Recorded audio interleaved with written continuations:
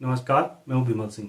जिस उत्तराखंड क्रांति दल को उत्तराखंड की राजनीति के शीर्ष स्थान पे होना चाहिए था, वो आज हाशिए पर है।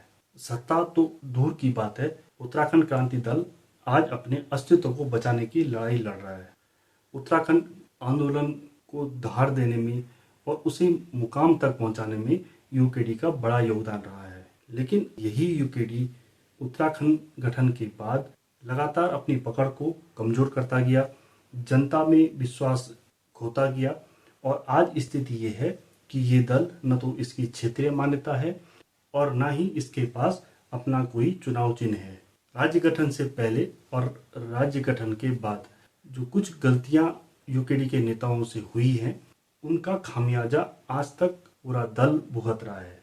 इसलिए जनता में यूकेडी के प्रति जो विश्वास पैदा होना चाहिए था वो नहीं हो पाया और जो कुछ लोग यूकेडी के साथ खड़े होते थे वो भी धीरे धीरे उनसे दूर होते चले गए। 26 जुलाई 1979 को डॉक्टर डी पंत, काशी सिंह एरी, दिवाकर भट्ट, इंद्रमणि बडोनी, विपिन त्रिपाठी और अन्य लोगों ने मिलकर के उत्तराखंड क्रांति दल का गठन किया और इसके एक साल बाद ही 1980 में उत्तर प्रदेश विधानसभा में यूकेडी का खाता भी खुल गया और उनके एक विधायक जसवंत सिंह रानीखेत से जीत गए। उसके बाद 1985, 1989 और 1993 में काशी सिंह एरी भी यूकेडी के विधायक रहे। यहाँ तक यूकेडी एक राजनीतिक दल के रूप में धीरे धीरे स्थापित होता जा रहा था।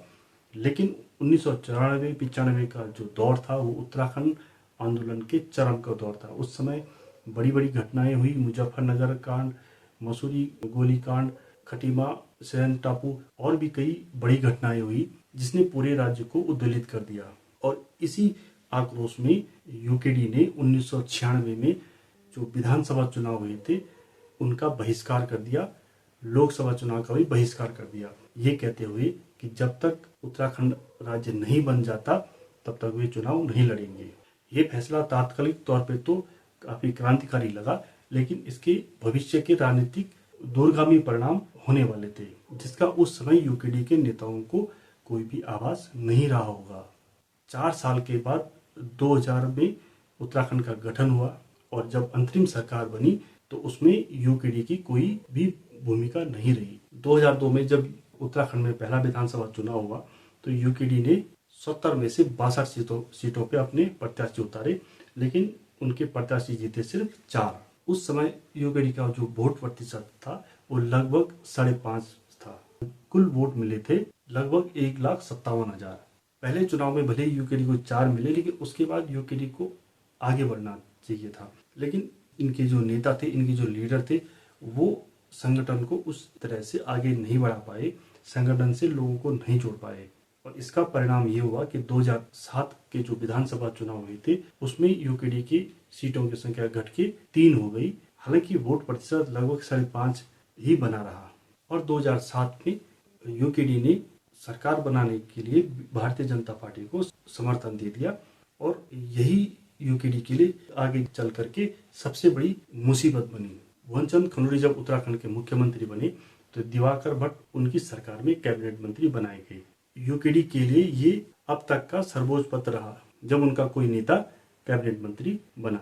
इसके बाद यूकेडी में दिक्कतें शुरू हो गई। 2010-11 में यूकेडी के तत्कालीन जो केंद्रीय अध्यक्ष थे त्रिवेंद्र पंवार और दिवाकर भट्ट, इनके बीच में तनातनी शुरू हो गई।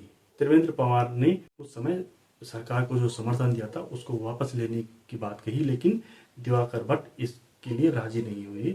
वे अब कैबिनेट मंत्री के पद पे बने रहे। उस समय उत्तराखंड क्रांति दल में 2 गुट बन गए थे, एक गुट दिवाकर भट्ट वाला था और दूसरा गुट त्रिवेंद्र पंवार वाला। नतीजा ये हुआ कि त्रिवेंद्र पंवार ने दिवाकर भट्ट को उत्तराखंड क्रांति दल से निष्कासित कर दिया। उस समय दोनों धड़ों से, दोनों जो यूकेडी के धड़े थे उनसे हर दिन नई नई बयानबाजी होती थी, नए नए उनकी घटनाक्रम सामने आते थे। हालांकि भारतीय जनता पार्टी ने दिवाकर भट्ट को उनकी सरकार के प्रति जो उन्होंने वफादारी दिखाई थी उसका इनाम भी दिया और 2012 का विधानसभा चुनाव दिवाकर भट्ट ने भाजपा के चुनाव चिन्ह कमल से लड़ा, लेकिन वे चुनाव हार गए। उधर इस घटना से उत्तराखंड क्रांति दल पूरी तरह से बिखर चुका था। पूरा संगठन धराशायी हो चुका था और उसका असर चुनाव परिणाम पर भी देखने को मिला। उनको सीट सिर्फ एक मिली थी और वोट प्रतिशत जो उनका 2012 में था वो लगभग 1.93 के आसपास था। और इसके चलते यूकेडी को जो क्षेत्रीय दल की उनकी मान्यता थी वो भी खत्म हो गई। उधर इस चुनाव परिणाम के बाद यूकेडी भी कई दलों में बंट गया। 2017 के चुनाव में टिकट की उम्मीद को लेकर के दिवाकर भट्ट ने भारतीय जनता पार्टी भी ज्वाइन कर दी, लेकिन भाजपा ने उनको प्रत्याशी नहीं बनाया, जिसके बाद उन्होंने निर्दलीय चुनाव लड़ा, लेकिन वे हार गए। उधर क्षेत्रीय दल की मान्यता खत्म होने के बाद यूकेडी से चुनाव चिन्ह जो उनका कुर्सी था वो भी छिन गया था, लेकिन पूर्व प्रदर्शन और क्षेत्रीय दल को देखते हुए चुनाव आयोग ने उनको कुछ समय के लिए चुनाव चिन्ह जो उनका कुर्सी है उसको बरकरार रखा। 2017 तक आते आते यूकेडी की स्थिति इतनी बुरी हो गई थी कि उसने 54 सीटों पे चुनाव लड़ा। सीट तो वो कोई नहीं जीत पाई, लेकिन उनको 0.87% के लगभग वोट मिले थे, यानी 1% वोट भी यूकेडी वाले हासिल नहीं कर पाए थे। उस समय स्थिति ये थी कि उनके कोई प्रत्याशी 200, कोई 250, कोई 150 के आसपास ही सिमट के रह गए थे। इस करारी शिकस्त के बाद यूकेडी के नेताओं को कुछ आभास हुआ कि कुछ गड़बड़ हो रही है। उनको लग गया था कि उनके द्वारा गलतियां की गई। फिर यूकेडी के जो नेता थे जिनके बीच में पूर्व से खींचतान चली आ रही थी, वे सब एक मंच पे आए और उन्होंने 2022 का चुनाव पूरी ताकत के साथ लड़ने का निर्णय लिया। दिवाकर भट्ट भी वापस यूकेडी में आ गए, लेकिन पार्टी का जो प्रदर्शन था वो बहुत ज्यादा सुधर नहीं पाया। 2022 में यूकेडी ने 46 सीटों पे चुनाव लड़ा। वो सीट कोई भी नहीं जीत पाए और उनको जो वोट मिला था वो लगभग 1% था। उनके सिर्फ 2 प्रत्याशी ही अपनी जमानत बचा पाए थे, जिसमें एक दिवाकर भट्ट देवप्रयाग से थे और दूसरे पुष्पेश त्रिपाठी द्वाराहाट से। दिवाकर भट्ट वहां पे दूसरे नंबर पे थे, जिनको करीब 14,500 वोट मिले थे, और पुष्पेश त्रिपाठी अपनी सीट से तीसरे नंबर पर रहे थे और उनको करीब 9,000 वोट मिले थे। इसके अलावा 1-2 प्रत्याशी और थे जिनको थोड़ी सी संख्या में वोट मिले थे। बाकी उनके ज्यादातर प्रत्याशियों को 200, 300 और 500 वोट ही मिले थे। लगातार 2012, 2014 के लोकसभा चुनाव, 2017 का विधानसभा, 2019 का लोकसभा चुनाव, फिर 2022 के विधानसभा चुनाव में यूकेडी की लगातार कम वोट प्रतिशत को देखते हुए चुनाव आयोग ने उनका जो चुनाव चिन्ह कुर्सी फ्रीज कर दिया। और इसके चलते यूकेडी ने जो पिछला लोकसभा चुनाव लड़ा उसमें उनको अलग अलग चुनाव चिन्ह दिए गए, किसी को कप प्लेट या दूसरे चुनाव चिन्ह उनको दिए गए। अब इस बार उत्तराखंड क्रांति दल कुछ नए कलेवर में नजर आ रहा है। दल ने कई युवा नेताओं को अपने साथ जोड़ा है। कई ऊर्जावान नेता हैं जो युवा भी हैं, वे लगातार सोशल मीडिया से लेकर के और जमीनी स्तर पर काम कर रहे हैं और उसका असर भी दिख रहा है।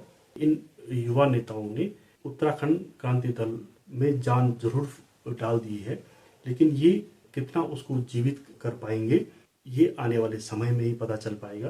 फिलहाल जैसे सोशल मीडिया में और अन्य माध्यमों में उत्तराखंड क्रांति दल को काफी सपोर्ट मिलता हुआ दिख रहा है।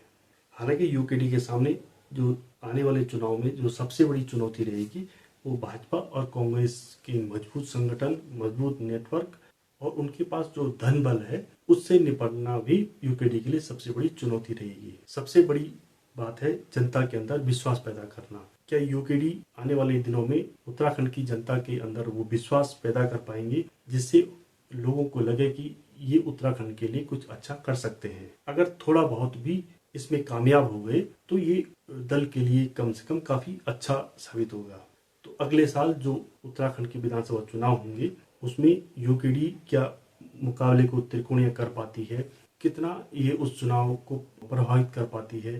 भाजपा कांग्रेस की जो उत्तराखंड में परिपाटी चली आ रही है उसमें वे कितना सेंधमारी कर पाते हैं ये देखना बहुत दिलचस्प होगा। या फिर वो वही पुराना वाला ही उनका चलता रहेगा कि 200-250 वोट मिल गए, 1-2 प्रत्याशी कुछ 10,000, 12,000 वोट ला करके और फिर अगले 5 साल तक के लिए चैन की नींद सो जाते हैं, या यही दोहराया जाएगा। हालांकि इस समय यूकेडी का जो संगठन है, यूकेडी के जो नए चेहरे हैं, उन्होंने संगठन में काफी उत्सुकता को जरूर जगा दिया है और अगर वे इसी तरह से आगे बढ़ते रहे तो 2027 कि जो उत्तराखंड में विधानसभा चुनाव होने हैं उनमें रोचकता जरूर आएगी। आज के वीडियो में इतना ही। वीडियो को लाइक कीजिएगा, चैनल को सब्सक्राइब जरूर करना। नमस्कार।